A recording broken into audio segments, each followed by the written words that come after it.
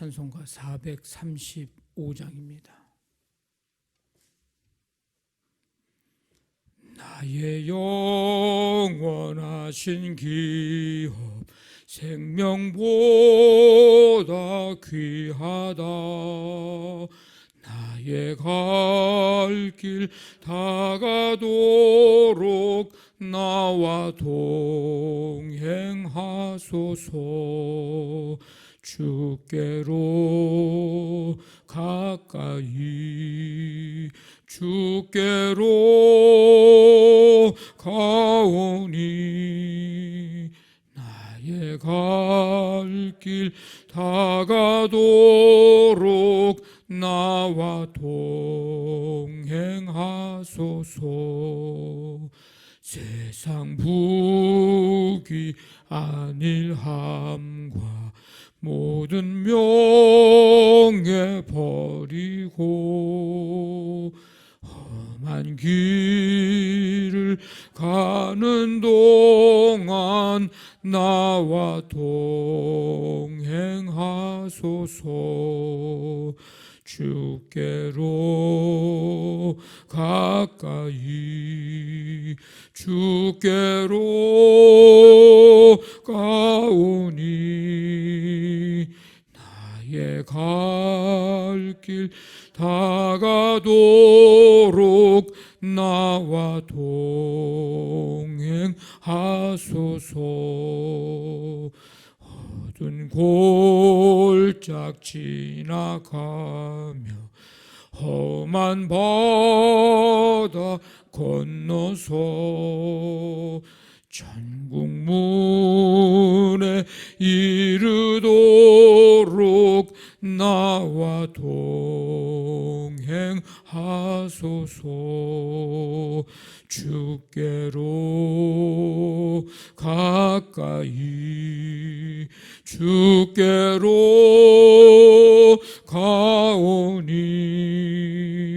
나의 갈 길 다가도록 나와 동행하소서.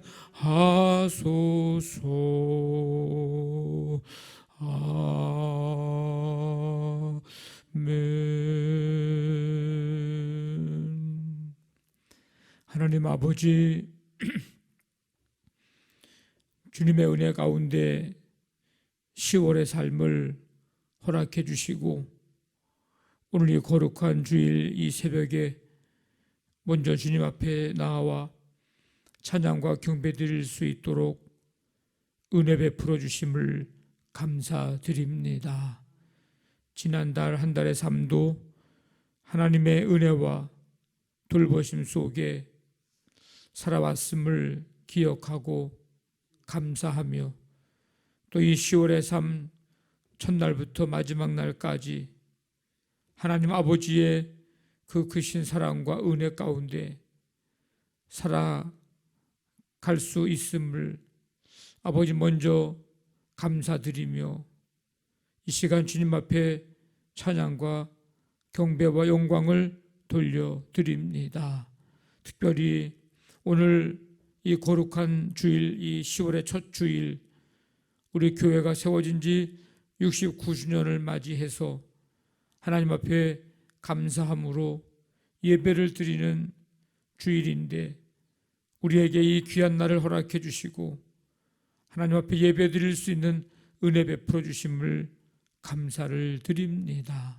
지금까지 역사하시고 함께 하신 하나님, 계속해서 하나님 이곳에 교회를 세우신 하나님의 뜻대로 아버지 하나님 쓰임받고 지역과 민족과 세계 열방에 하나님의 나라 세워가는 그 사명을 잘 감당할 수 있도록 주여 강력하게 역사하시고 성령님 임재하시며 함께 해주시기를 간절히 원합니다. 아버지 하나님, 지금까지 많은 아버지 하나님 신앙의 선배들을 통해서 주님 역사하신 하나님, 그 기도 들으신 하나님, 이제 이 시대에 우리가 그 역사를 감당하고 기도하고 충성하고 헌신의 아버지 삶을 통해서 하나님의 역사가 계속해서 이루어가고 또 이 아름다운 신앙의 유산들을 후세대들에게 잘 아버지 하나님 물려줄 수 있고 나아갈 수 있도록 하나님 역사해 주시기를 간절히 원합니다.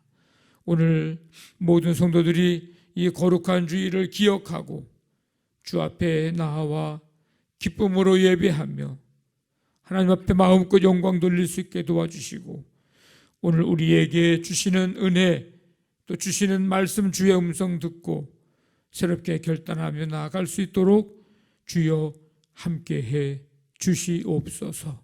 오직 주님만이 홀로 영광을 받으시기를 간절히 원하오며 예수님의 이름으로 기도하옵나이다. 아멘. 에스겔서 10장 1절부터 8절까지 말씀 한 절씩 교독합니다.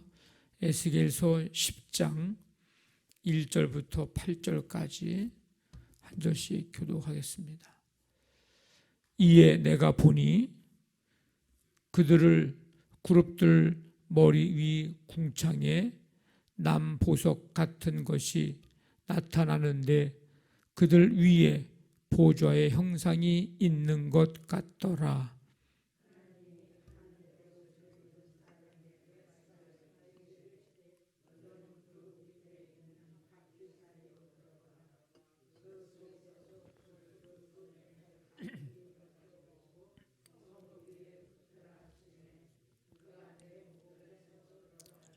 그 사람이 들어갈 때에 그룹들은 성전 오른쪽에 서 있고 구름은 안뜰에 가득하며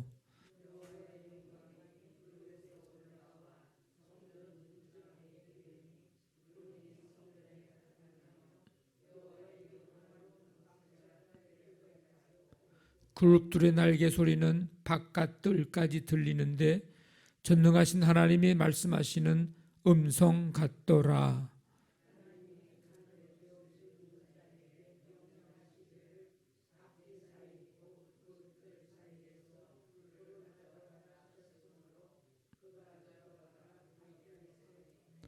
그 그룹들 사이에서 손을 내밀어 그 그룹들 사이에 있는 불을 집어 가는 비옷을 입은 자의 손에 주매 그가 받아 가지고 나아가는데 그룹들의 날개 밑에 사람의 손 같은 것이 나타나더라. 아멘. 오늘 10장 1절부터 22절 끝절까지의 이 말씀은 하나님의 영광이 떠나는 그런 환상을 보여주고 있습니다. 에스겔은 그룹들 머리 위에 있는 보좌의 형상을 이제 봅니다. 가는 배 옷을 입은 사람에게 그룹 밑에 있는 바퀴 사이로 들어가서 그 속에서 숯불 그 두 손에 가득히 움켜가지고 성읍 위에 흩어라 이런 명령을 합니다. 베옷을 입은 사람이 성전에 이제 바퀴 사이로 들어갈 때에 그룹들이 성전 오른쪽에 서 있고 구름은 안뜰에 가득했습니다. 하나님의 영광은 그 그룹 위에서 올라 성전 문지방에 이르렀습니다.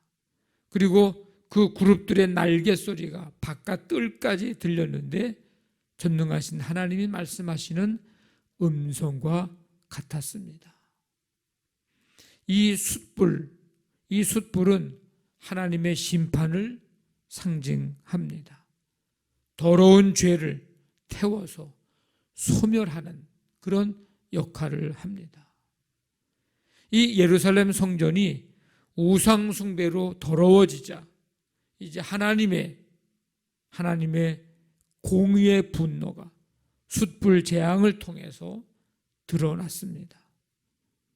죄로 더럽혀진 곳, 그곳이 어느 곳이든지 하나님의 이 엄중하고도 무서운 심판, 피할 수 없다는 사실을 보여주고 있는 장면입니다. 그것이 비록 예루살렘 성전이라 할지라도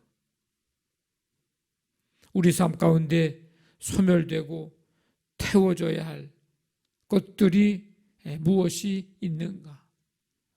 하나님의 영광이 가정, 교회, 이 나라, 이 민족 가운데 항상 임하도록 끝까지 떠나지 않으시도록 여러분들이 간절히 날마다 기도하시기를 바랍니다. 하나님의 영광이 이곳에 우리 가운데 임하여 주시옵소서. 우리의 모든 죄가 성령의 불로 태워질 수 있도록 여러분들이 하나님의 은혜를 날마다 구하는 삶이 되기를 간절히 바랍니다. 에스겔은 이제 환상 중에 이제 네 그룹, 네 바퀴를 보았습니다. 이제 9절부터 그 말씀이 나오는데 내가 보니 그룹들 곁에 네 바퀴가 있는데 이 바퀴의 모양, 움직임에 대한 이제 설명이 나옵니다. 바퀴뿐만 아니라 그룹들의 온 몸에 눈이 가득했는데 이건 하나님의 전지하심을 강조하고 있습니다. 모든 것을 아시는 하나님, 하나님의 전지하심. 이 네 그룹들은 에스겔이 처음에 그발 강가에서 보았던 생물들, 이제 앞에 첫 장에 나오는 것들과 이제 동일한 존재입니다. 그 그룹들은 각각 그룹의 얼굴, 사람의 얼굴, 사자의 얼굴, 독수리의 얼굴, 이런 네 개의 얼굴을 가지고 있습니다. 사람들은 아무도 보는 사람이 없다는 생각을 가질 때 뭘 하는가? 죄를 짓기도 하고 나쁜 짓을 해도 들키지 않으면 된다고 생각을 하기도 합니다. 아무도 보는 사람이 없기 때문이죠. 다른 사람을 대할 때도 겉모습만 가지고 판단하기 때문에 그래서 자신 또한 그럴듯하게 포장할 수 있다고 그렇게 여기고 있습니다. 근데 분명한 사실은 하나님은 우리의 마음, 우리의 중심을 보시고 전지하심, 모든 것을 아시는 우리의 생각과 행동을 아시는 하나님, 감찰하시는 하나님. 여러분, 그 하나님을 신뢰하시기를 바랍니다. 그래서 우리가 살아갈 때에 가져야 될 의식, 그것은 하나님 앞에서 살아간다. 언제나 나는 하나님 앞에 있다. 이 신전 의식을 우리는 언제나 가지고 살아가야 합니다. 하나님 앞에. 다른 사람은 몰라도, 다른 사람들은 나를 몰라도, 내 생각을 몰라도, 내 마음을 몰라도 하나님은 내 앞에 계시고 하나님은 나를 모든 것을 알고 계신다. 보고 계신다. 감찰하신다. 이 신전 의식을 가지고 살아가는 우리의 삶이 되기를 원합니다. 하나님의 영광이 이제 성전을 떠나서 성전의 동편 입구에 이제 머물렀습니다. 이 동문, 예루살렘 성전 바깥뜰에 있는 성전의 입구입니다. 동문. 심판 중에서 가장 무서운 심판은 하나님이 떠나시는 것입니다. 하나님의 영광이 성전을 떠났다. 백성들에게 성전은 어떤 곳이었느냐?